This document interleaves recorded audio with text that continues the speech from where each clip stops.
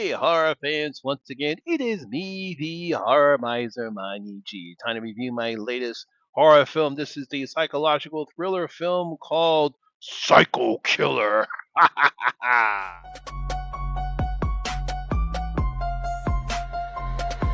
Y'all ready for this?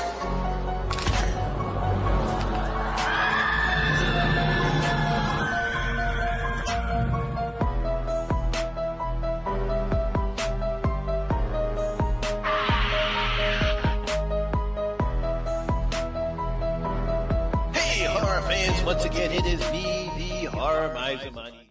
Now, Psycho Killer is a 2026 horror thriller film that was directed by Galvin Pallone in his directorial debut, and it was written by Andrew Kevin Walker. Now, the film stars Georgina Campbell, James Preston Rogers, Logan Miller, and Malcolm McDowell.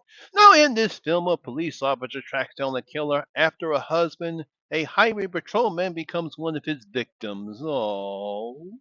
Now you know horror fans want to know more interesting and complex subgenre of horror or horror thriller films.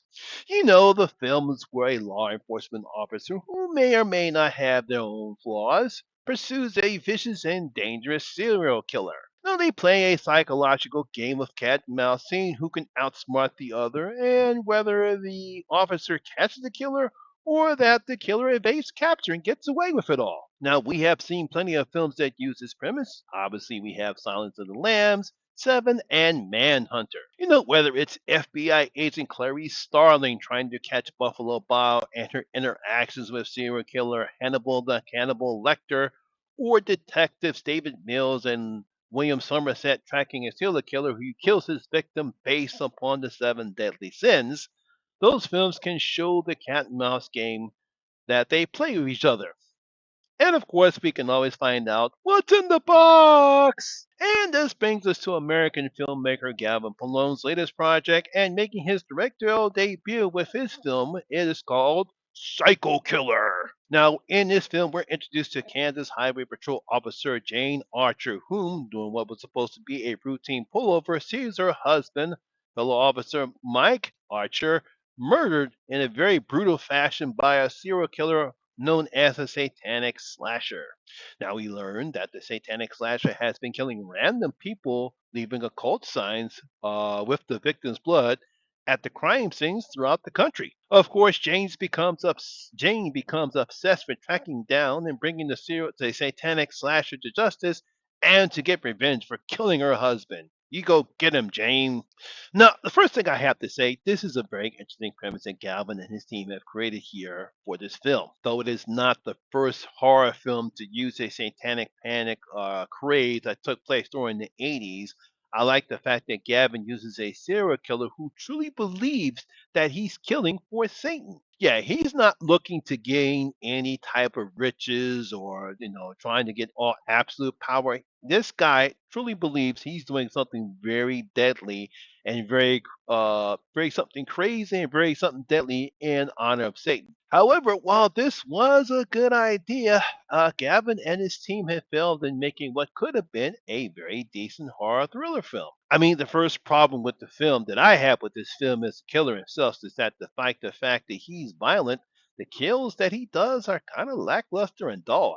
I mean, there is something lacking in his kills that should make him dangerous, and when he does appear on screen, that should make the audience feel dread and fear. When we see him on the screen, all of a sudden we say, "Uh oh, some bad shit is about to go down. He's about to do something despicable or something crazy." And this causes another problem with this film is a lack of any type of atmosphere, despite Gavin's best attempts to create it. And at any time, I didn't feel any type of danger. I didn't feel any type of tension or suspense when the satanic slasher appears on the screen. I mean, the most we get is Jane traveling from one state to the next, trying to convince other police officers and the FBI about where the slasher is going to attack next. But she gets the pushback. Mind your own business. Go back to Kansas. Stop tracking it down. Yeah, we know he killed your husband. We got this, but that's it. And these guys are stupid. I mean, there is very little interaction between Jane and the Slasher, and we do get some interaction. It's quite predictable, and it doesn't even do anything to give the film the type of jump start that it needs when they're on the screen together. I mean, if you're going to use this type of a premise, then at least you want to have some great interaction between the killer and the law enforcement officer.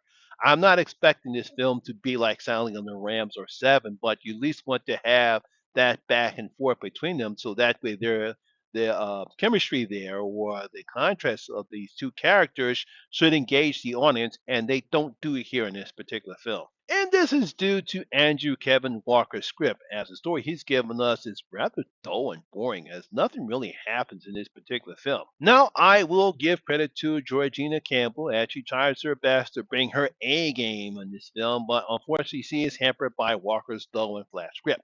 Other than arguing with law enforcement and trying her best to track down, there's really nothing more that she can do because, unfortunately, uh, Walker's script doesn't allow her to do anything more than what she can do in this film. And this is why she has no chemistry with any of the other actors, especially with James Preston Roger, who plays the killer. Now, despite his physical presence, because he's kind of big in this particular film, the script doesn't allow him to be the menace that the killer, like a satanic slasher, should be. I mean, he should be intimidating. He should be scary, or at least some attempts to be scary. But all he does is walk around with that mask on his face. It actually looks like the same mask that the killer from In a Violent Nature has.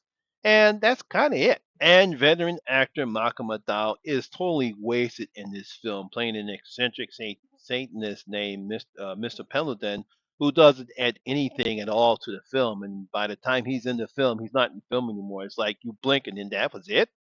You had him in this particular film, and he's barely in the film at all.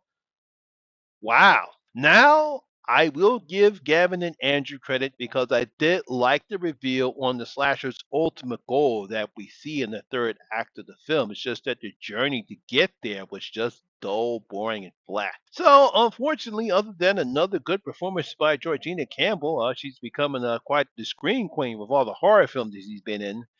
Gavin's first time behind the camera is a lackluster horror thriller film with dull characters, terrible effects. Some of the effects, especially there's a killing that takes place right around the middle of the end of the second act of the film. By the beginning of the third act, the film takes place. You could tell it was terrible and used terrible CGI blood and a very boring killer. Yeah, this is a hit and miss for me, guys. So I'm going to give Psycho Killer only one of the Miser's five bloody gold coins. Yes, very, very disappointed in this particular film. Other than Georgina Campbell's performances, this is a very dull, lackluster, flat film with a very uninteresting killer, and that's basically it. And some terrible CGI blood effects. Come on, guys, you got to do better. And I'm pretty sure, Gavin, if you get another chance, hope you learn from your mistakes. So there you have it, horror fans. That is my review and video of Psycho Killer. Hope you did enjoy it. If you did, please give it a thumbs up, like, and share. It really helps out with that YouTube algorithm. Have you seen Psycho Killer? Did you enjoy it? Did you think it was just as dull and boring as I did? Leave your comments in the comment section of the film. Once again, my name is Lamont Smith, better known as the Horror Miser Money G, and always remember, horror rules. And I see you in my next video. Like I say, safe out there.